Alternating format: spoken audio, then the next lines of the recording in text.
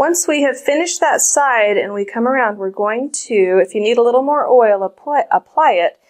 But now we're going to start calming down all of the tissues we just worked. So we're going to use the same opening strokes, but our speed is going to tell the back that we're pretty much done.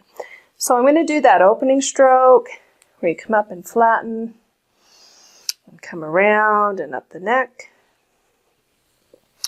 and down and drag. I like to pull some drag in there. Push and up. And I'm going to do an alternating palm.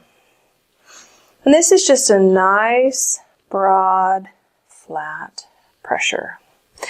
And you can do this one over and over, and you can bring it back up the body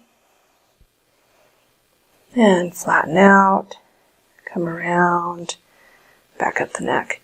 This is just a nice, easy closing stroke. If you want to, you can incorporate some of the octopus strokes we've done. Come around, pivot, lock, come back up through, flatten. But I wouldn't go into like alternating thumb strokes. I would just calm the back down.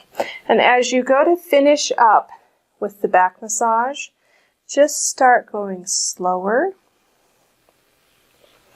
This cues the body that we're just about done working on this area.